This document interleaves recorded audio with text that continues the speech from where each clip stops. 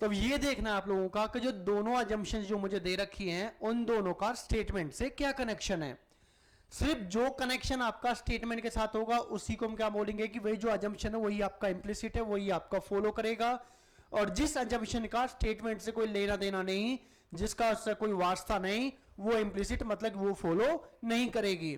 तो क्लियर दिख रहा है कि जो पहली वाली जो अजम्पशन है वो आपकी जो स्टेटमेंट को फॉलो कर रही है, क्योंकि स्टेटमेंट में तो मेंशन किया गया कि जो बच्चों को एडमिट करने की जो एज है वो 5 होनी चाहिए थी। क्योंकि अप्रोच डिजायरेबल का मतलब क्या था, क्योंकि बच्चों के जो डेवलपमेंट होता है और जो लर्निंग जो होती है उसके लिए जो बच्चे का क्या होता है, बिल्कुल आपका एक वांछनीय स्तर होता है। ठीक है, जहां बच्चा रेडी होता है, इसलिए इस चीज आपकी बोली गई है। इसका तो कोई कनेक्शन नहीं बनता कि जो स्कूल है वो 6 साल के बाद बच्चों को एडमिट नहीं करते स्कूल के अंदर, तो ये वाला तो फॉलो नहीं करेगा। सिर्फ फॉलो कौन सा करेगा, फर्स्ट। तो आंसर आपका जाएगा only assumptions one is implicit. तो जब भी क्वेश्चन आपका स्टेटमेंट का होगा, अजम्पशंस का होगा, तो आपको ये चेक करना है कि जो स्टेटमेंट आपको दी गई है उसी को रिलेट करके स्ट्रांगली कनेक्ट कौन सा में अजम्पशंस है। जो उसको कनेक्ट करेगा वो फॉलो करेगा, जो नहीं करेगा भाई उसको जो कनेक्ट नहीं करेगा वो फॉलो भी नहीं करेगा। तो इसलिए इस क्वेश्चन का आपका 80 का आंसर आपका आएगा ऑप्शन ए, अनारकली आपका ऑप्शन। क्लियर। चलिए नेक्स्ट क्वेश्चन की तरफ चलते हैं। क्वेश्चन नंबर आपका 81। इसमें आपका दिया गया है कि मेरे पास एक सीरीज दी गई है, मतलब कि आपके पास अगेन एक सीरीज है वो अल्फाबेट्स पे दे रखी है। तो दे रखा है कि SCDTEFUGH और यहां पे छोड़ दिया गया है ब्लैंक। और नेक्स्ट क्या होगा, करना क्या है फटाफट। जिन भी साथियों को देखो लेटर सीरीज है, कोडिंग डिकोडिंग है, वो अल्फाबेट्स की नंबरिंग आप अगर कर लेते हो, बिल्कुल बेस बनाना चाहते हो, स्टार्ट करना चाहते हो, तो अल्फाबेट्स की नंबरिंग वो मैं आपको सिखाऊंगा कि आपको याद कैसे करनी है। ठीक है, वहां से हम फटाफट ये चीजों को निकाल सकते हैं। ठीक है, अगर आपको फर्स्ट टाइम अगर कोई एग्जाम दे रहा है जिसको क्लियर समझ में नहीं आ रहा, वो फटाफट क्या करता है, लॉजिक नंबर्स लिख सकता है। S19 C3 D4 T20 E5 F6 U21 G7 H8 W आपका 23 K आपका 11 और एक 12। अगर आप इनमें जो लॉजिक देखोगे ज्यादातर यही होता है कि 80 और 90% फर्स्ट लेटर का फर्स्ट के साथ कनेक्शन। 19 20 21, तो यहां जो आना चाहिए था वो 22 और नेक्स्ट आपका 23, यही लॉजिक आप लगाओगे। और 22 पे कौन सा लेटर होता है आपके पास, V। नेक्स्ट आप जाओगे 3 से 5, 5 से 7, तो 7 से कौन सा होना चाहिए था, 9, तभी 9 से क्या यूज कर रखा है, 11, तो क्या जाएगा I। ठीक है, और एक पैटर्न देखोगे हर बार जो भी आप नंबर कर रहे हो उससे नेक्स्ट लेटर साथ यूज कर रखा है। C के साथ D, E के साथ F, G के साथ H, तो I के साथ क्या आएगा, J, और K के साथ L। कंटिन्यू लेटर ले रखे हैं, अदरवाइज आप सीरीज देख लो 4 to 6, 6 to 8, 8 to 10 और 10 to 12। ठीक है, ये आपका था लॉजिक। तो आपका जो बनेगा वो आपका बनेगा VIJ, और VIJ है ऑप्शन C, चमेली। ठीक है, ये आपके पास दे रखे हैं। बस सिंपल करना क्या होता है कि या तो आपको क्लियर दिख जाएगा भाई STUVW, C एक लेटर छोड़ के आपका E, फिर एक लेटर छोड़ के G, फिर एक लेटर छोड़ के आएगा I, फिर वन लेटर स्किप करोगे K, D के बाद एक लेटर स्किप करोगे F, फिर वन लेटर स्किप करोगे H, वन लेटर स्किप करोगे J, और वन लेटर स्किप करोगे L। तो प्रॉपर एक आपका लॉजिक फॉलो हो रहा है, उसी पे आपको क्वेश्चन दिया जाता है लेटर सीरीज का। क्लियर। तो आपका क्वेश्चन नंबर 81 का आंसर कौन सा आएगा, ऑप्शन C। नेक्स्ट है क्वेश्चन नंबर 83। ये भी सीरीज का क्वेश्चन है, बट यहां पे सीरीज किसकी है, नंबर्स की। नंबर सीरीज दे दिया गया है। सबसे पहले क्वेश्चन आपने देखा था 76, वो भी आपका नंबर सीरीज का, फिर से क्वेश्चन आपको सीरीज का दिख गया। इससे पहले लेटर सीरीज का था। नंबर्स आपको अगर देखोगे आपको दे रखे हैं 5, 7, क्वेश्चन मार्क, 25, 45, 75, ये नंबर्स आपको दे रखे हैं। ठीक है, अब क्लियर देखो यहां जो नंबर जो दे रखे हैं आपका असेंडिंग ऑर्डर में, इट मीन कुछ ना कुछ तो प्लस किया गया होगा भाई। ठीक है, अगर हम लॉजिक की तरफ भी अप्लाई करें थोड़ा सा कि भाई यहां पे कितने का गैप दिख रहा है आपको, 2 का। यहां मुझे इनका गैप पता है नहीं क्योंकि लेटर नहीं पता, लेकिन यहां पे गैप कितने का है, 20 का है, और यहां पे गैप कितने का है, 30 का। अब देखो पहले गैप आपका 2 था, फिर 2 गैप आएंगे, फिर 20 और 30। अब थोड़ा सा अगर आप दिमाग लगाओ, ये जो मुझे 2 जो दिख रहा है, 2 में 40 में 20 में और 30 में थोड़ा सा एक लॉजिक है। ये जो नंबर है ये 1 इंटू 2 से बन रहा है। अगर आप इसको ढंग से देखोगे ये 4 इंटू 5 से बन रहा है, और ये जो नंबर बन रहा है वो 5 इंटू 6 से बन रहा है। मतलब कि पहले उसने क्या किया, 1 इंटू 2। तो अगला जो भी में लॉजिक हो सकता है तो वो 2 इंटू 3 हो सकता है। फिर अगला जो हो सकता है वो 3 इंटू 4 होगा, then 4 into 5, then 5 into 6। Means एक प्रॉपर की लॉजिक आ रहा है। देखो ढंग से आप, है ना लॉजिक आपका, कि पहले 1 into 2, then 2 into 3, then 3 into 4, 3 और 4 इंटू 5 एंड 5 इंटू 6। अगर 2 इंटू 3 लोगे तो भाई यहां पे कितने का गैप आना चाहिए था, 6 का, और 6 नंबर ऐड करने पर यहां पर नंबर क्या बनता, 13। अगर 13 है तो 13 और 25 में कितने का गैप होता है, 12 का। वही तो आ रहा 3 इंटू 4 से। इट मीन्स ये प्रॉपर आपको एक पैटर्न फॉलो हो गया। तो उसका अकॉर्डिंग मेरा ऑप्शन कौन सा आना चाहिए, 13, और 13 कौन सा दे रखा है, ऑप्शन बी के अंदर। क्लियर। बस जो भी आपको क्वेश्चन आपको दे रखे होंगे, बस आपको थोड़े से लॉजिक्स हैं जो आपके नंबर सीरीज में यूज हो जाते हैं। डिफरेंस का हो सकता है, मल्टीप्लाई पे, स्क्वायर पे, क्यूब पे, ठीक है। जितना प्रैक्टिस करोगे उतना और बेटर होते चले जाओगे, ठीक है। इस तरह के जो क्वेश्चंस है आपको करने के लिए, आपको अगर समझ में आ रहे हो क्वेश्चंस, अच्छा आपको लग रहा होगा, तो हमारे चैनल को आप सब्सक्राइब कर लीजिए। आप हमारे साथ जुड़ सकते हो, ठीक है। लीड के एग्जाम की आप तैयारी आप करना चाहते हो, आपका भी भाई, हमें भी आपका एंट्री लेनी है, बीटेक हमें करनी है, डिप्लोमा होल्डर्स आप हो, तो आप हमारे साथ ऑनलाइन या ऑफलाइन दोनों तरीके से आप जुड़ सकते हो आप, ठीक है। नीचे डिस्क्रिप्शन में आपको कॉन्टैक्ट नंबर, वेबसाइट आपको मिल जाएगी, टेलीग्राम चैनल आपको मिल जाएगा। जिस भी मोड के थ्रू आप हमसे जुड़ना चाहो वो आप जुड़ सकते हो भाई। सभी का मोस्ट वेलकम रहेगा आपका। नेक्स्ट क्वेश्चन है आपके पास 83 के बाद 84। ये जो क्वेश्चन आपको दिखाई दे रहा है, ये क्वेश्चन आपका होता है एनालॉजी पे, ठीक है। जो एनालॉजी आपकी होती है, क्लासिफिकेशन होती है, उसके अंदर होता क्या, वर्गीकरण आप करते हैं चीजों को, तो कुछ कनेक्शंस होता है वर्ड्स के अंदर। उन वर्ड्स का अगर आपको कनेक्शन समझ में आ गया तो क्वेश्चन आपके लिए बहुत ईजी है। और मेरा मानना यही होता है कि भाई जो एनालॉजी है, क्लासिफिकेशन है, ये किसी टीचर के द्वारा कंप्लीट नहीं कराया जा सकता, क्योंकि ये जो आपका होता है ये आपकी वोकेबलरी पे डिपेंड होता है। जब मैं 7-8 साल से मैं जितना ऑब्जर्व मैंने किया है, ये कभी कंप्लीट हो ही नहीं सकता भाई चैप्टर, क्योंकि क्वेश्चंस क्या बनते हैं आपके, कंट्री और उनकी कैपिटल पे क्वेश्चन बन सकते हैं। तो भाई आपकी 200 प्लस कंट्री हैं, उनकी कैपिटल याद करो, प्लस कंट्री उनकी करेंसी का रिलेशन हो सकता है, तो जितनी कंट्री है उनके फिर भाई करेंसी भी यूज करो, क्या क्या होती है भाई। कहीं आपका रियाल होता है, कहीं आपका येन होता है, कहीं आपका यूरो होता है, कहीं पाउंड होता है, कहीं रुपया है, कहीं रुपये है, कहीं टका है, बहुत सारी चीज़ आपको याद करनी है। प्लस उनमें क्या उनकी जो लैंग्वेज बोली जाती है वो आपको याद करना है, ठीक है। कहीं पे भाई आपका मान लो कहीं पे अरबी बोली जा रही है, कहीं पे आपके पास हिंदी बोली जा रही है, कहीं पे आपका इंग्लिश बोली जा रही है, कहीं फ्रेंच बोला जा रहा है, ठीक है। तो बहुत सारी कंट्रीज के बारे में आपको सारा पढ़ना है।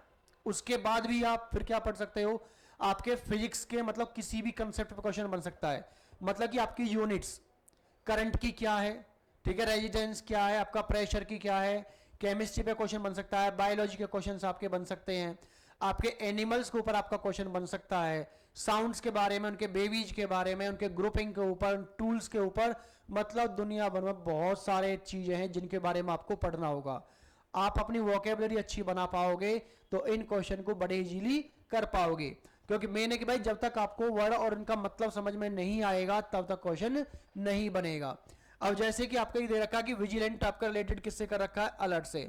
अब जिसको विजिलेंट का अर्थ ही नहीं पता वो क्वेश्चन को अटेम्प्ट क्या करेगा भाई, वो रिलेशन ही क्या बना पाएगा।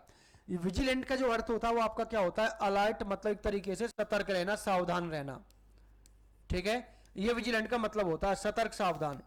अगर ढंग से देखोगे अलर्ट का भी तो यही है, तो इट मीन्स ये दोनों जो वर्ड्स आपके जो यूज किए गए हैं दोनों आपके क्या हैं, सिनोनिम्स आपको जो दे रखे हैं, दोनों का मतलब सेम। हिंदी में बोले तो आपके पर्यायवाची, ठीक है, इंग्लिश में आपके सिनोनिम्स आपको दे रखे हैं।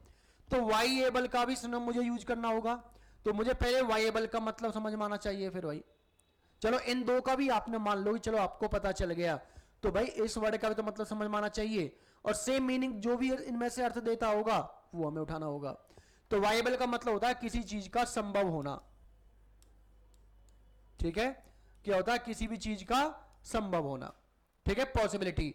तो इनमें से कौन सा है जिसका भी मर्थ आपका संभव हो सकता है, पॉसिबिलिटी पर होगा। तो जो एक्टिव है, एक्टिव का मतलब क्या होता है आपका, एक्टिव का मतलब आपका होता है अलर्ट, तत्काल, ठीक है। होपलेस का मतलब जो निराश हो, हताश हो, ठीक है। तो ना तो वो पॉसिबिलिटी की बात कर रहा, ना एक्टिव वाला बात कर रहा है। फिजिबल जो होता है, इसका भी अर्थ क्या होता है, पॉसिबिलिटी, किसी चीज का संभव होना, इसका भी अर्थ यही होता है। और लास्ट में क्या दे रखा है, यूजफुल। यूजफुल का मतलब है कि किसी चीज का काम में आना या उपयोग में आना। तो सिर्फ एक ही अर्थ आपको दे रखा है, सेम मीनिंग कौन सा दे रखा है, फिजिबल, ठीक है। यहां पे दोनों में आपका सिनोनिम यूज हुआ था, तो यहां पे भी आपको सेम आपको मीनिंग वाला वर्ड आपको लेना था। तो यहां पे ऑप्शन आपका सी, आपका चमेली वाला आपका ऑप्शन आएगा, ठीक है। चलिए नेक्स्ट क्वेश्चन की तरफ चलते हैं। क्वेश्चन नंबर 84 के बाद है आपका क्वेश्चन नंबर 85। अगेन देखो भाई, फिर से किसका क्वेश्चन आ गया है, नंबर सीरीज का। मतलब कि 2024 में आपका जो दिया गया था भाई, आपका ऑलमोस्ट आपके वही ज्यादा क्वेश्चंस आपके सीरीज के बने हैं। ये चौथा क्वेश्चन आपको दिखाई दे रहा है सीरीज का अभी तक, ठीक है। तो क्वेश्चन ये कह रहा है कि 121 120 222 424 121 222 424, तो नेक्स्ट क्या आएगा। अब अगर थोड़ा सा देखोगे, इसमें और इसमें कितने का गैप दिख रहा है, 101 का। यहां पे कितने का गैप दिख रहा है, 202 का। अब यहां पे देखो क्या पॉसिबिलिटी है। अब माइंड में दो चीज आपकी टिक होनी चाहिए भाई। क्या, पहली चीज ये हिट होनी चाहिए कि पहला 101 है, अगला 202 है। तो माइंड में एक आएगा कि भाई 303 का गैप दिया गया हो। अगर 303 का गैप दिया है तो इन दोनों का जो सम बनेगा वो आपका बनेगा 727। क्या 727 है आपके पास ऑप्शन में, नहीं। इट मींस उसने ये वाला लॉजिक नहीं लगाया कि पहले 101 202 302 नहीं लगाया। फिर क्या सोचोगे भाई, 101 और 202 में किसका कनेक्शन है, इसमें कनेक्शन है 2 का, मतलब मल्टीप्लाई 2 का। अगर मैं मल्टीप्लाई 2 का मतलब डबल कर रहा हूं, तो यहां पे भी अगर मैं डबल यूज करता हूं तो नंबर कितना बनेगा, 404। और 404 को 424 में ऐड करोगे तो कितना आएगा, 828। क्या वो ऑप्शन में है, बिल्कुल ऑप्शन बी के अंदर है, ठीक है। तो यहां पे जो कनेक्शन आपका बनेगा वो क्या कर रखा है कि जो भी डिफरेंस आपका आ रहा है, ठीक है, ये नहीं बनेगा। तो जो डिफरेंस दिया गया था 101, उसका डबल किया गया 202, उसका डबल किया गया 404। उसी पैटर्न पर आपका एक क्वेश्चन था, है ना बहुत जी आपका। नेक्स्ट क्वेश्चन आपके पास 89 क्वेश्चन आपको दे रखा है कि given below statement followed by two inferences. ये इंटरफ्रेंस आपका जो होता है, इसका अर्थ भी क्या होता है, कंक्लूजन्स, आपके निष्कर्ष, ठीक है। तो आपको ये बताना कि कौन सा ऐसा इंटरफ्रेंस है जो आपका, कौन सा ऐसा कंक्लूजन है जो गिवन जो स्टेटमेंट के अकॉर्डिंग आपको दिया गया है, जो कंक्लूजन आप निष्कर्ष आप निकाल सकते हो। मतलब वही समझना है कि जो मुझे स्टेटमेंट दी गई है उसके व्यापी जो कंक्लूजन्स निकल सकते हैं, अगर मुझे स्टेटमेंट में वही दिए गए हैं तो वो आपके फॉलो करेंगे, अगर उससे अलग है तो वो फॉलो नहीं करेंगे। तो पहला इंटरफ्रेंस क्या कह रहा है, अच्छा स्टेटमेंट पढ़ लेते हैं। कह रहा है कि आउट ऑफ 20 स्टूडेंट्स, 20 में से 15 pass in English and 18 pass in maths. मतलब कि टोटल 20 में से 15 स्टूडेंट तो ऐसे हैं जो इंग्लिश में पास हो चुके हैं और 18 स्टूडेंट्स आपके वो हैं जो आपके मैथ्स में पास हुए हैं। क्लियर, इतना डेटा आपको दे दिया स्टेटमेंट के अंदर। टोटल स्टूडेंट्स कितने, 20, इंग्लिश में पास हुए 18 और मैथ में पास हुए, सॉरी इंग्लिश में पास हुए 15 और मैथ में पास हुए 18। उनके बेस उनके बेस पे फर्स्ट आपका क्या कह रहा है कि there are few students who pass in both the subject. सोचो अगर आपके 20 में से सॉरी आपके 20 में से अगर आपके 15 जो है वो इंग्लिश में पास हो पा रहे हैं, 18 आपके मैथ्स में पास हो रहे हैं, तो इट मींस कुछ स्टूडेंट तो ऐसे होंगे ही जो दोनों को पास कर रहे हैं। भाई देखो अगर मैं यहां से देखूंगा 20 में से यहां कितने बचे, सिर्फ 2 बचे भाई, और यहां 20 में से कितने बचे, 5 बचे भाई। तो ऑब्वियसली बात है इनसे तो ज्यादा ही पास हो रहे हैं भाई लोग, ठीक है, अगर मैं ये कहता कि भाई अगर 18 आपके मैथ्स में पास हो रहे तो भाई चलो 2 फेल हो गए हों, चलो मान लिया कि भाई 18 मैथ्स में पास हुए और 2 मैथ्स में फेल हो गए, 15 आपके इंग्लिश में पास हुए और 5 फेल हो गए, तो मोस्ट आप जब देखोगे कि भाई यहां पे सिर्फ 2 ही फेल हो रहे हैं टोटल 20 में से, और यहाँ टोटल 5 हो रहे हैं, लेकिन जब दोनों देखो क्वांटिटी पास होने की तो ज्यादा है ना, तो क्लियर सी बात है कि भाई इनमें से कुछ स्टूडेंट्स आपके ऐसे हैं जो दोनों में ही पास हुए हैं, तो ये कनेक्ट हो रहा है आपका स्टेटमेंट से, मतलब कि फॉलो करेगा। Second, no student fail in both the subject, दोनों ही सब्जेक्ट में कोई फेल हो। अब देखो ये जो 2 स्टूडेंट्स फेल हुए हैं, क्या जरूरी है क्या कि ये इंग्लिश वाले में भी फेल हुए होंगे, या जो 5 स्टूडेंट्स आपके जो इंग्लिश में फेल हुए हैं क्या वो मैथ में फेल होंगे? ऐसा डेटा हमें दे नहीं रखा है, जब दे नहीं रखा तो उसके बेस पे आप ये कंक्लूजन नहीं बना पाओगे कि भाई दोनों में ही फेल हो रहे हैं। हमें जितना डेटा गया उससे इतना क्लियर पता चल रहा है कि कुछ स्टूडेंट्स आपके ऐसे हैं जो दोनों में ही पास हो रहे हैं, वही मेरा फॉलो करेगा। तो इसका जो आंसर आपका आएगा, जो ऑप्शन नहीं है तो इसका आंसर आपका आएगा ओनली इंटरफ्रेंस 1 फॉलो। ये जिस भी ऑप्शन में दे रखा होगा ए बी सी डी में से वो आपका करेक्ट ऑप्शन हो जाएगा। ठीक है,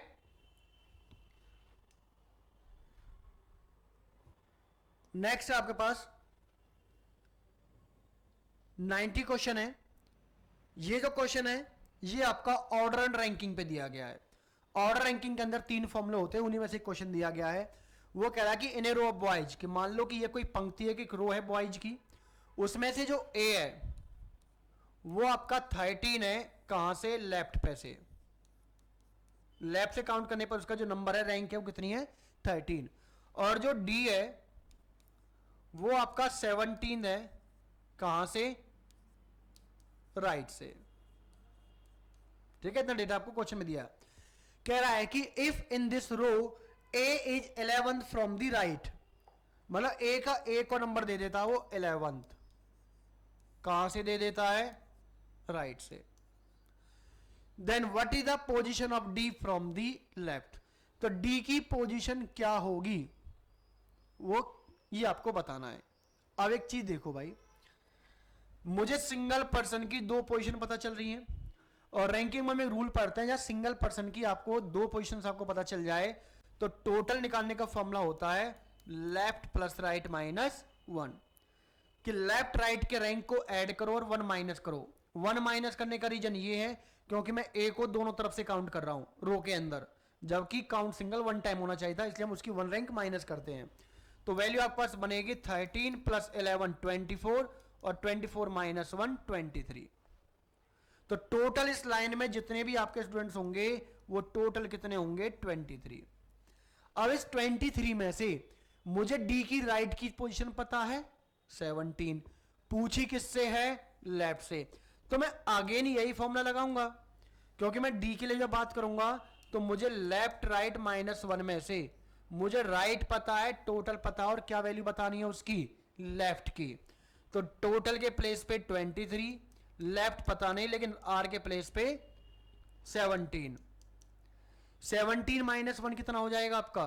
16, और 16 जो वैल्यू आएगी वो इधर आके क्या हो जाएगी? माइनस, और 23 माइनस 16 क्या दे देगा आपका? 7। मतलब लेफ्ट से जो पोजीशन होगी डी की वो कितनी होगी? 7, और 7 का ऑप्शन है आपका सेकंड वाला। ठीक है, ये ऑर्डर रैंकिंग पे बहुत अच्छा कंसेप्ट है आपका, अगर ढंग से समझने बैठो तो मुश्किल से 10 से 15 मिनट का कंसेप्ट है, बस मुश्किल से मुश्किल। ठीक है, आपका हर एक टाइप का क्वेश्चन मैं आपका कवर करा दूंगा ऑर्डर रैंकिंग का आपका। ठीक है, इसके लिए आपको करना होगा, मैं जुड़ना होगा हमारे साथ। ठीक है, आप ऑनलाइन ऑफलाइन किसी की तरफ मीडियम का थ्रू हमसे जुड़ सकते हो। ये हो गया इसका आंसर भाई। आगे की तरफ बढ़ते हैं। नेक्स्ट जो क्वेश्चन है 90 के बाद 91, ये आपका आ गया कोडिंग डिकोडिंग के ऊपर। ठीक है, कोडिंग डिकोडिंग में भी आपके कई टाइप आपके होते हैं। आपको लेटर टू लेटर्स आपको दे सकता है, नंबर टू नंबर आपको दे सकता है, लेटर टू नंबर दे सकता है, नंबर टू लेटर दे सकता है। ठीक है, वो सेंटेंस फॉर्म आपको दिए जा सकते हैं। ठीक है, तो उसमें से एक टाइप है क्वेश्चन में कि पेंसिल की जो कोडिंग है वो क्या कर दी गई है? CEILNP। पहला जो आपका जाना चाहिए माइंड में, जो पेंसिल के लेटर है क्या एग्जैक्ट वही उठाए गए हैं? बिल्कुल वही उठाई है। ठीक है, तो किस ऑर्डर में उठाई है? अगर मैं देखो आपको ऑर्डर नहीं पता तो फटाफट एक तो लेटर्स की नंबरिंग कर लो। मैं हमेशा कहता हूं भाई लेटर्स नंबर कर लो, लॉजिक अपना पता चल जाएगा। पी आपका जो प्रिंस होता है, जिसको मानते हैं प्रिंस या प्रिंसेस, वो आपका 16, इजोटी में ई आपका 5, मिडिल नंबर में एन 14, सी आपका 3, आई 9 और एल 12। यहां लिखा क्या गया है? यहां पे 3, 5, 9, 12, 14, 16। देखते ही समझ में आ रहा है यहां उसने क्या कर रखा है, एक ऑर्डर यूज कर रखा है। 3, 5, 9, 12, 14, 16 मतलब इंक्रीजिंग ऑर्डर। तो मैं क्या करूंगा, मुझे जिसका भी पूछा गया है, आपसे पूछा गया है मोबाइल का, अब इसके नंबर लिखने की जरूरत नहीं है। ऑर्डर समझने का मतलब है कि इस पेंसिल में जो सबसे पहले अल्फाबेट आएगा ए टू जेड में, वो सबसे पहले सी अरेंज होगा, सी के बाद ई का नंबर आएगा, ई के बाद आपका आई का नंबर है, देन एल का, एन का और पी का। तो मोबाइल में सबसे पहले कौन सा अरेंज होगा? बी। कि जो लेटर देख रखे सबसे पहले अल्फाबेट आपको बी दिखता है। बी के बाद नंबर किसका आएगा? ई का आएगा। तो बी हो गया, ई हो गया। उसके बाद नंबर आएगा आपका आई का। आई के बाद किसका आएगा? एल का, फिर आएगा एम का, फिर आएगा ओ का। तो आपका लॉजिक बनेगा B E I L M O, और ऑप्शन कौन सा दिखाई दे रहा है? बी वाला ऑप्शन। ठीक है, हो सकता था कि ये थोड़ा अल्फाबेट्स को वैसे रिवर्स कर सकता, ऑर्डर में लगा सकता, भाई फर्स्ट का लास्ट कर दिया, मतलब कि रिवर्स ऑर्डर में लिख सकता था कि आपका फर्स्ट लास्ट कर दिया, सेकंड सेकंड लास्ट कर दिया, थर्ड थर्ड लास्ट कर दिया, इस तरीके से। तो एक ऑर्डर भी फॉलो कर सकता है। तो पॉसिबिलिटीज पे क्वेश्चंस बनते हैं, और जितने प्रैक्टिस आप करोगे हमारे साथ उतने कौन से आपके होने के चांसेस आपके बेटर आपके होते चले जाएंगे। चलिए ठीक है, तो ये आपका हो गया। नेक्स्ट क्वेश्चन है 91 के बाद 92।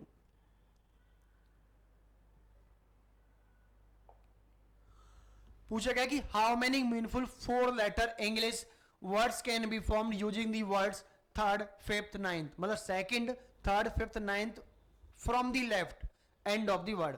और वर्ड आपके पास दे रखा है, तो मुझे लेफ्ट से लेने हैं। लेफ्ट से कौन सा लेटर लेना है? सेकंड। सेकंड के बाद कौन सा लेना है? थर्ड। थर्ड के बाद लेना है फिफ्थ, और फिफ्थ के बाद लेना है इसका नाइन्थ। तो 3, 3, 6 और 3 नाइन्थ मतलब एन। मतलब कि मुझे आर, ओ, एच और एन इन लेटर्स को यूज करके 4 लेटर का वर्ड बनाना है। और कंडीशन से ऑलमोस्ट यही होती है कि जो लेटर्स आपके पास होंगे भाई उनका आपको एक टाइम में एक ही लेटर आपको यूज करना, लेकिन चारों के चारों यूज होने चाहिए। तो सोचो इनसे अगर इनको मैं आगे पीछे जंबल करता हूं तो मेरे पास कौन सा ऐसा वर्ड है जो आपका बन सकता है, जिसका कोई अर्थ भी निकलता हो। अब इसमें भी क्या होगा कि इसमें आपका क्वेश्चन होने के भाई चांसेस दोनों हो सकते हैं, क्योंकि ये भी डिपेंड करेगा आपकी वोकेबलरी को, आपको इंग्लिश के कितने मीनिंग्स है जिनका अर्थ आपको पता है। ठीक है, अब जैसे अगर किसी के मन में आता तो यही होगा कोई क्वेश्चन पे ऐसा कोई या तो वर्ड बन ही नहीं पा रहा है आपका, कि मार ओ एच एन कर दूं या एच ओ एन ए कर दूं, मतलब जो भी आपको दे रखे हैं अगर ढंग से देखोगे तो एक तो आपको ये दिख रहा होगा H O R N, horn. ठीक है, हॉर्न का मतलब आपको सबको पता भाई, आप अपने बाइक में व्हीकल्स में आप अपना यूज करते हो हॉर्न को अंदर। ठीक है, तो इसमें कितना बन पा रहा है आपका 1। ठीक है, अब हो सकता था कि भाई मैं मान लेता हूं कि अगर इसमें से अगर ऐसा भी कोई होता जिसका मतलब पता ही नहीं हो, ऐसा कोई वर्ड है आपका डिक्शनरी के अंदर लेकिन हमें नहीं पता, तो भाई उस केस में हम क्या करेंगे? जब हमें नहीं पता तो हम यही मानते हैं कि भाई कोई होता ही नहीं है। जैसे कि मैं मान रहा हूं कि भाई मेरे अकॉर्डिंग तो सिर्फ एक हॉर्न है, जितना मुझे वोकेबलरी इंग्लिश में से याद है, क्योंकि देखो उसका भी कोई अंत तो है नहीं, इतनी बड़ी आपकी डिक्शनरी होती है, बस उसको कितना याद किया जाए। तो हॉर्न है तो इसमें एक ही वर्ड बन सकता है, तो फिलहाल तो कौन सा ऑप्शन जाएगा आपका? डी जाएगा, 1 वाला। ठीक है, हो सकता है कि और भी बनेंगे, तो भाई जिसका बनेगा वो ऑप्शन 2 देगा, और ज्यादा बनेगा कोई 3 देगा। तो इस हिसाब से अपनी वोकेबलरी आपको याद रखनी है। ठीक है, यहां पे फिलहाल आपका आंसर कितना आएगा आपका? वो आपका ऑप्शन डी मतलब 1। नेक्स्ट क्वेश्चन है 92 के बाद 93। ये जो है ये भी आपका कोडिंग का ही कंसेप्ट है।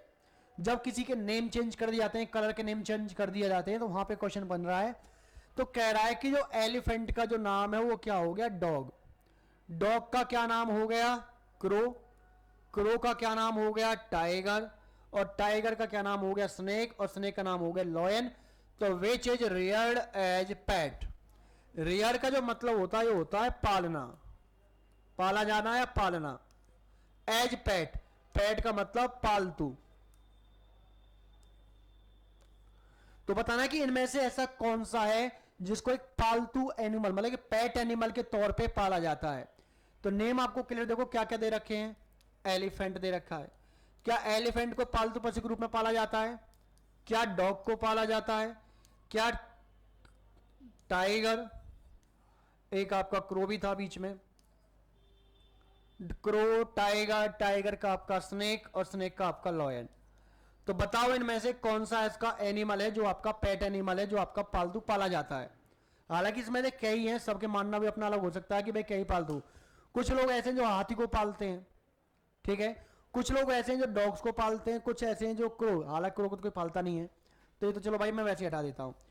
टाइगर अगर जाओगे भाई सऊदी अरब साइड, उन लोगों का शौक होता है, ये बोलते हैं। सपेरे भाई सांप पालते हैं, लॉयन ये भाई पालते हैं। तो भाई मेरे पास तो ये ऑप्शंस हैं। लेकिन मोस्ट ऑफ एनिमल कौन सा पाया जाता है? तो सबके माइंड में फिर एक ही आएगा कि अगर सबसे ज्यादा पेट एनिमल है इनमें से वो कौन सा है? डॉग।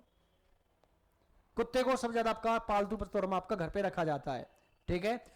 अब लेकिन आंसर डॉग नहीं देना, मुझे क्वेश्चन में क्लियर बोला गया है डॉग का क्या नाम था। डॉग को क्या नाम देना है? क्रो नाम देना है। तो मुझे ऑप्शन भी कौन सा देना है? क्रो का, ठीक है। क्योंकि ये क्लियर आपको पता चल गया कि भाई यहां पे डॉग आपका पालतू पशु है जो पाला जाता है। लेकिन अगर क्वेश्चन में डॉग का नाम चेंज किया गया है तो आप भी जो नाम चेंज करके दिया गया है वही आप अपना आंसर दोगे, ठीक है। ये भी कहीं ना कहीं आपकी वोकेबलरी पे डिपेंड है, क्योंकि जो भी नेम चेंज करने के बाद आपसे जो बोलेगा तो एक क्लियर सी बात है कि उस चीज के बारे में आपको पता होना चाहिए। आपको अगर वो चीज पता है तो ही आप ये चीज आप कर पाओगे, ठीक है। तो यहां पे आपका आ जाएगा ऑप्शन ए आपका, ठीक है। चलिए नेक्स्ट क्वेश्चन चलते हैं। आपका 93 के बाद आपका 94। 6% से ABCD, ये जो है ये आपका सिटिंग अरेंजमेंट पे है। ऑर्डर रैंकिंग सिटिंग अरेंजमेंट आपका होता है चैप्टर, उस पर दे रखा है। सिटिंग इन ए 2 रो, इन 2 रो को आप चाहे तो इस तरह प्लेस कर सकते हो और चाहे तो इस तरह प्लेस कर सकते हो। और मैं प्रीफर करूंगा इन वाली रोज को जब क्वेश्चन में कुछ नहीं बोला गया भाई। और जब भी इन दोनों को जब बोलोगे तो ऑब्वियसली बात है ये जो पर्सन्स होंगे ये आमने सामने फेस करके बैठे होंगे, ठीक है। अब क्वेश्चन एक बोला गया है, अब देखो इधर जब फेस कर रहे होते हैं तो इधर होता क्या है? इधर साइड तो होता है लेफ्ट, इधर साइड होता है राइट, और इधर है लेफ्ट और इधर है राइट। ये थोड़ा सा आपके जो की पॉइंट्स होते हैं जो आपको क्लास में समझाए जाएंगे वो आपको याद रखने हैं। क्या कह रहा है? 3 इन ईच, हर किसी लाइन में कितने बैठे होने चाहिए? 3। कह रहा है कि E is not at the end of the any row, E जो होगा इनमें से किसी भी एंड पे नहीं होगा, मतलब कि कहीं ना कहीं बीच में है। फिर कह रहा है कि D is the second to the left of F, मतलब कि जहां भी एफ रखा गया होगा एफ के लेफ्ट में कौन बैठेगा? और वो भी सेकंड लेफ्ट पे कौन होना चाहिए? डी होना चाहिए। कि मान लो कि अगर मैंने यहां पे एफ ले लिया तो एफ का सेकंड लेफ्ट है ये, तो यहां पे कौन सा पर्सन आ गया? डी, ठीक है। अगर मैं यहां एफ रखता तो उसका सेकंड लेफ्ट इधर होता तो मैं यहां पे डी रखता। आपकी चॉइस है जैसा आप रखना चाहो। फिर कह रहा है कि सी इज द नेबर ऑफ ई। अब एक देखो ई जहां भी होगा, और ये तो फिक्स था कि ई जो था या तो ऊपर हो सकता है या नीचे हो सकता है, लेकिन उसका जो पड़ोसी है नेबर वो कौन होना चाहिए? सी। यहां फिलहाल ई के लिए पड़ोसी कौन हो गए? डी और एफ, जबकि क्लियर बोला गया था क्वेश्चन के अंदर कि भाई ये नहीं होना चाहिए, तो ई आपका प्लेस होगा ऊपर। तो सी मेरे पास या तो इधर साइड या इधर साइड। लेकिन एक चीज और दे रखी है, is sitting diagonally opposite of D, तो डी का जो डायगोनल अपोजिट है वो ये है, तो यहां पे कौन बैठेगा? सी। कि जो सी है वो ई का पड़ोसी भी है और डी के डायगोनली अपोजिट भी बैठा हुआ है। अगर ये आ गया, बचे कौन से आपके पास? बी कह रहा है कि B is the neighbour of F, F का पड़ोसी कौन है भाई? बी। बचा हुआ पर्सन आपके पास कौन सा आ जाएगा? ए। ये हो गया आपके पास अरेंजमेंट्स, ए ई सी डी बी एफ। अब यहां से वो जो मर्जी क्वेश्चन पूछ सकता है, कौन किसके डायगोनल अपोजिट बैठा है, कौन किसके जस्ट अपोजिट बैठा है, कौन किसके लेफ्ट में, सेकंड लेफ्ट पे, राइट में, सेकंड राइट, कुछ भी पूछ सकता है। तो फिलहाल क्वेश्चन में पूछा गया है कि which of the following are sitting diagonally opposite. Diagonal opposite दो ही है, या तो हमारे बैठ रहे ए और आर, या हमारे बैठ रहे सी एंड डी। और ये क्लियर सी बात है भाई, इन दोनों में से ये वो देगा नहीं। क्यों नहीं देगा? क्योंकि ये तो स्टेटमेंट में बोल रखा है सीधा कि जो ई था वो ई के पड़ोसी होने के साथ वो डी के डायगोनली अपोजिट है। तो वैसे आप ऑप्शन देखोगे कहीं है भी नहीं, क्योंकि जो क्वेश्चन में दे रखा वो क्यों पूछेगा भाई इतना इजी। तो हमारे पास ए और सॉरी आर थोड़ी था, एफ था। तो ए और एफ जिस ऑप्शन में बोले गए होंगे, ऑप्शन डी धन्नो, ये आपका करेक्ट आंसर हो गया। ठीक है, तो सीटिंग अरेंजमेंट में यही होता है कि आपको 80 to 90% आपको डेटा दिया जाता है, आपको लेफ्ट राइट आपको पता होने चाहिए। ठीक है, कुछ की पॉइंट्स हैं जो आप याद रखोगे तो क्वेश्चन भी आपके लिए बहुत इजी हो जाता है। ये था आपका आंसर 94 वाले का। नेक्स्ट चलते हैं, क्वेश्चन है आपका, ये जो क्वेश्चन वो आपको दिख रहा स्टेटमेंट कंक्लूजन, ये भी एक आपका चैप्टर होता है, स्लॉगिज्म जिसे बोलते हैं हम। ठीक है, न्याय निगमन स्लॉगिज्म। तो स्लॉगिज्म के अंदर भी स्टेटमेंट कंक्लूजन होते हैं, और स्टेटमेंट आपकी सम, ऑल, नो, सम नॉट तरीके इस तरह से दे रखी होती है। उसमें करना क्या होता है कि आपको एक वेन डायग्राम हम बनाते हैं। वेन डायग्राम खुद अपने आप में एक चैप्टर होता है। तो वो कह रहा है कि सम बोटल्स आर बैग, मतलब कि जो बोटल्स का जो एक हिस्सा है उसमें से कुछ हिस्सा किस में जाएगा, या अगर बोतल का है तो कुछ हिस्सा किसका जाएगा, उसके अंदर बैग का भी कुछ हिस्सा आएगा। फिर कह रहा है ऑल बैग्स आर पेंसिल, मतलब कि जो पूरा का पूरा जो बैग है, ये पूरा जो बैग है, मतलब मैं यहां से बात करूं इस तरीके से, ये पूरा का पूरा किसके अंदर है, ये मेरा पूरा पेंसिल के अंदर है। इस तरह का आपने बना लिया डायग्राम कि पूरा जो बैग का सर्कल आना चाहिए किसके अंदर, पेंसिल के अंदर। अब यहां से वो क्या बना रहा है, यहां से वो कह रहा है कि भाई बताओ कंक्लूजन जो दे रखे हैं वो सही अगर ढूंढने हैं। भाई देखो सिंपल सी बात है, लोग करने को इसको 150 रूल से करते हैं, और मैं मानता हूं कि इसको जितना क्वेश्चन में दिया गया है उतना करने के लिए बहुत काफी है। एक्स्ट्रा कुछ नहीं करना, मैं सिर्फ कंक्लूजन पढ़ना और चेक करना कि सही की गलत। जितना दिया गया मुझे क्वेश्चन के अंदर स्टेटमेंट वो तक सही है, बाकी सब गलत है। पहला कह रहा है कि no bottle is a pencil, कि कोई भी बोतल पेंसिल नहीं है। तो मैं पहले बोतल का और पेंसिल का रिलेशन ढूंढ लेता हूं। बोतल देखोगे पूरा ये वाला सर्कल, पेंसिल ये वाला सर्कल, तो क्लियर सी बात है भाई इन दोनों में ये हिस्सा तो दिख ही रहा है कॉमन, जितना स्टेटमेंट बन रही है। तो कुछ हिस्सा कॉमन का मतलब सम होना चाहिए था।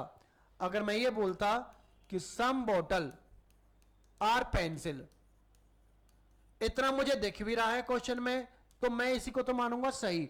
इसके अलावा चाहे वो ऑल बोतल पेंसिल कर देता तो गलत, सम नॉट कर देता तो गलत, नो बोतल पेंसिल बोल दे तो भी गलत। उसने नो करके बोला तो मतलब पहला क्या हो गया भाई, गलत, क्योंकि जितना मुझे दिया गया था बस उतना चेक करना था मुझे। सेकंड कह रहा है सम बॉटल्स आर पेंसिल, देखो यही तो मैंने लिखा है, सम बोतल और पेंसिल। तो बोतल पेंसिल में आप देखोगे कुछ का हिस्सा कॉमन था, तो वही चीज मैं सही मान सकता हूं। तो यहां पे मेरा सिर्फ कौन सा फॉलो करेगा, ओनली 2, और ओनली कौन सा है मेरा, ऑप्शन डी धनो के अंदर। ठीक है, स्लोगिज्म का बस सिंपल सा इतना कंसेप्ट है कि जितना स्टेटमेंट में दिया गया है उतने तक का सही है, उसके अलावा चाहे वो कुछ भी बोल दे सब भाड़ में जाए भाई, सब गलत है। फिर इतना करना है आपको। ठीक है, नेक्स्ट चलते हैं क्वेश्चन की तरफ। Question number 96। आए देखो भाई, अगेन फिर से आपका नंबर सीरीज का क्वेश्चन आ गया। मतलब जितने क्वेश्चन करा रहा हूं आधे तो तेरा आपके नंबर सीरीज के निकल रहे हैं भाई। ठीक है, सीरीज पहचानो फटाफट। नंबर पहले बड़ा घटा, बड़ा घटा। भाई सीधी सी बात है, जब इस तरह का होता है तो सीधी आप जान जाओ कि आपके माइंड में एक चीज आनी चाहिए, वो टिक होना चाहिए कि डबल सीरीज। आप अगर ढंग से देखोगे 12 से 24, 24 से 48, तो 48 से क्या क्लियर दिख रहा है कि 12 2 जा 24। ठीक है, फिर 24 2 जा 48, तो 48 2 जा कितना होता है 96। यही मुझे लॉजिक ढूंढना था और वो मुझे मिल गया ऑप्शन ए के अंदर। अगर मुझे यहां पे डबल क्वेश्चन मार्क होता तो मैं यहां पे चेक करूंगा 49 से ये कैसे आया 49 98 से डिवाइड बाई 2, 49 से ये कैसे आया, डिवाइड बाई 2, तो अगला जो आएगा वो भी डिवाइड बाई 2, और डिवाइड बाई 2 क्या देगा इसका 12.25। तब मैं आंसर ये देता। फिलहाल सिर्फ एक ही पूछा गया ये, तो मेरा आंसर कितना आएगा 96, दैट इज आपका फर्स्ट ऑप्शन आपका। क्लियर, 96 आपका हो गया। आगे बढ़ते हैं, बढ़ने का मतलब बढ़ते हैं हम अंत की ओर। 99, क्योंकि 100 मार्क्स का आपका पूरा आपका एग्जाम आता है, जिसमें से 25 आपका मैथ्स और रीजनिंग का पोर्शन है। चलिए 99 क्वेश्चन में क्या कह रहा है कि they are in 3 the options second number related to the first, कि जो सेकंड है उसका फर्स्ट के साथ रिलेशन है। तो in similar way which is odd one out, तो ऑड वन आउट में भी ये है कि जो रिलेशन है वो आपको 3 के साथ एक जैसा है, चौथा कोई अलग है, वो देखना है। देखो 36 9, 24 6, 42 8 और 27 9, तो वन में एक तो हो सकता है कि भाई जो 9 इंटू 4 करके लिखा गया हो 36, 6 इंटू 4 लिखा गया हो 24, तो 8 इंटू कुछ करने से भाई 42 तो आता ही नहीं है किसी से, और 9 इंटू 3 से करने से आ रहा है। अब ये तो चलो मैं मान लेता हूं भाई 2 में इंटू 4 किया, 1 में इंटू 3 किया, तो भाई तीनों में लॉजिक तो सेम नहीं हुआ। हालांकि फिलहाल और आपको ये दिख रहा है क्योंकि मल्टीप्लाई में नहीं आ रहा है, ये भले फिलहाल नहीं आ रहा, लेकिन बाकी 3 में तो लॉजिक भी तो सेम नहीं जा रहा, तो इसको आप ऑड वन नहीं मानोगे भाई। और कोशिश करो, अगर आप ढंग से देखोगे 3 + 6 कितना दे रहा है 9, तो 36 को 9 लिखा। 2 + 4 कितना देता है 6, 42 के 4 + 2 क्या देता है 6, ना कि 8, उसने 8 दे रखा है, और 2 + 7 क्या देता है 9। तो भाई ये तो देखो नंबर्स को ऐड करने से बने रहे हैं कि जो डिजिट है उसके, जो नंबर है उसके डिजिट को ऐड करो, नंबर दे रखा है, तो अकेला एक है सी वाला जो कनेक्ट नहीं हो रहा। ठीक है, तो यहां पर आपका जो ऑड वन आउट आएगा कौन सा आएगा, ऑप्शन सी वाला पार्ट आएगा। क्लियर, चलिए नेक्स्ट क्वेश्चन आपके पास, नेक्स्ट अगर आएगा तो आपका लास्ट ही है बिल्कुल 100 पे आपका, ये आपका हो गया भाई लास्ट क्वेश्चन।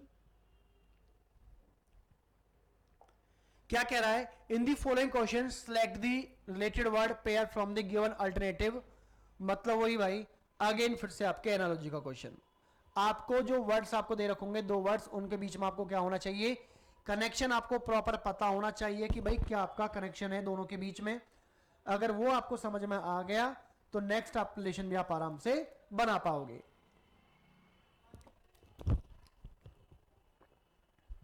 क्या कह रहा है क्वेश्चन में आपके पास कि बेयर, मतलब बेयर का आपको दे रखा हाइबरनेशन, तो भाई आपका बेयर का और हाइबरनेशन का आपको मतलब समझ में आना चाहिए पहले तो। बेयर एंड हाइबरनेशन, बेयर आपका कौन हो गया भाई, भालू। ठीक है, गांव वगैरह में पहले बहुत खेल होते थे भालू वगैरह के, आज तो देखने को भी नहीं मिलते हैं चीजें, क्योंकि आज के टाइम में जो पुराने जो खेल है भाई वो तो गायब ही हो गए। ठीक है, हमारे टाइम पे जो होते थे हमारे जो गांव में हम जो खेलते थे भाई, आपका जो आता था भाई सांप वाला आपका आता था, ठीक है, खेल दिखाने के लिए भालू वाला आपका आता था, बंदर वाले लोग आते थे। ठीक है, और जो खेल भी होते थे हम जो खुद हम भी खेलते थे, दो केंद्र हम बोलते थे आपका।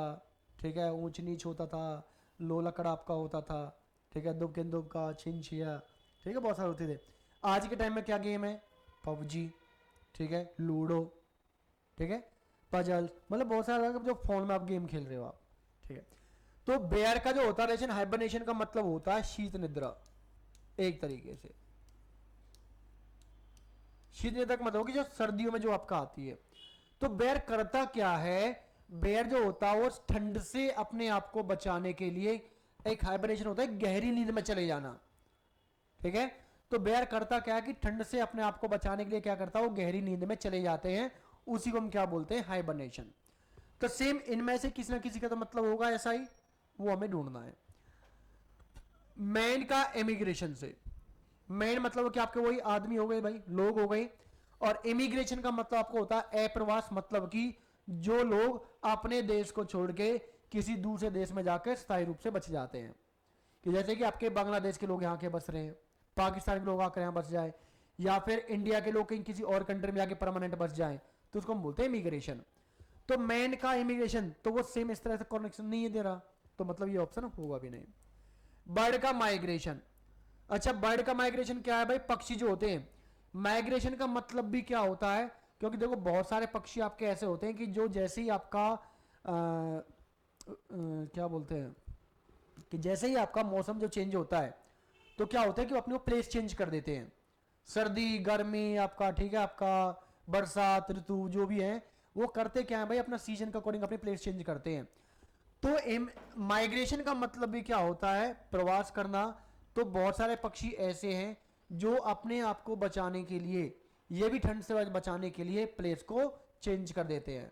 होता है कई जगह आपको होता है कि भाई जैसे आपका सारस है तो भाई यहाँ पे सारस आता है हर साल, सर्दियों में आते हैं, गर्मी में आते हैं, ये प्लेस चेंज करते हैं ताकि अपने आप को बचा सके। तो ये तो मुझे लग रहा है कि भाई ये आपका पॉसिबल हो सकता है। बाकी और पढ़ के देखो। फूड का अडल्ट्रेशन, फूड का मतलब क्या हो गया आपका भोजन, तो अडल्ट्रेशन का मतलब क्या होता है, मिलावट। तो भोजन में मिलावट की जाती है भाई, ठीक है भाई होता है, लेकिन उसका जो कनेक्शन यहाँ पे है वो एज इट इज यहाँ पे नहीं है, तो ये आपका इसको कनेक्ट नहीं करेगा। लास्ट है आपका फ्रॉग और एक आपका है एस्टिवेशन। एस्टिवेशन का मतलब क्या होता है, फ्रॉग को सबको पता भाई मेंढक है, और एस्टिवेशन क्या चीज होती है, एस्टिवेशन का मतलब होता है कि एक तरीके से आपकी मूवमेंट स्थिरता। क्या होता है कि जैसे मेंढक क्या है कि अपने आप को टेम्परेचर के अकॉर्डिंग अपने आप को चेंज करते हैं, ठीक है, कि अगर बहुत ज्यादा गर्मी है, बहुत ज्यादा ठंड है, ठीक है, तो उस हिसाब से अपने बॉडी टेम्परेचर के मेंटेन करते हैं, ठीक है। तो इसमें जो कनेक्शन है, तो फिलहाल सिर्फ एक आपका बर्ड माइग्रेशन जो दिख रहा है कि बेयर भी क्या करता है, ठंड से बचाने के लिए अपने आप को निद्रा में, मतलब नींद में चले जाते हैं, तो ये भी क्या होता है अपने ठंड में अपने आप को बचाने के लिए जगह बदल देते हैं, ठीक है। तो ये आपका जाएगा इसका ऑप्शन बी, ठीक है। तो ये थे आपके लीट आपके 24 के आपके क्वेश्चंस आपके, ठीक है, जो रीजनिंग में पूछे गए थे, ठीक है। तो आपको करना क्या है, हमारे साथ आपको जुड़ना है, ठीक है, आपको तैयारी करनी है लीट आपके एग्जाम की, तो भाई जुड़ जाइए। और बहुत टाइम बाद जुड़े उसके बाद अच्छा है कि भाई आप अभी से जुड़ जाइए, क्योंकि आपको जब एडमिशन आपको लेना तो जितना टाइम आपको मिलेगा एग्जाम आपको देने से पहले, उतना बेटर आप प्रैक्टिस कर पाओगे अपना, ठीक है। तो करना क्या है, आपको सिंपल एक मैसेज करना है, कॉल करना है, ठीक है। हमारे आपको नंबर जो दिखाए गए थे आपके नंबर पे कॉल कर सकते हो, मेल आईडी आप वेबसाइट ऐप पे थ्रू आप हमें जा सकते हो, टेलीग्राम चैनल जिसके थ्रू आप हमसे जिस भी मीडियम से जुड़ना चाहो आप हमारे साथ जुड़ सकते हो, ठीक है। मिलते हैं इसी तरह की वीडियो के साथ नेक्स्ट वीडियो में, तब तक आपको करना क्या, अपना पढ़े लिए अपने लगे रहिए, ठीक है। और जहाँ अच्छा लगे भाई, मैं ये नहीं कहूँगा कि आप हमारे साथ जुड़िए, आपको जहाँ अच्छा लगे बेटर लगे, जिस भी टीचर को आपको पढ़ाया समझ में आए आप वहाँ पे ज्वाइन करो। आपको अगर मेरा पढ़ाया हुआ समझ में आ रहा है तो आप हमारे साथ आप ज्वाइन कर सकते हो, ठीक है।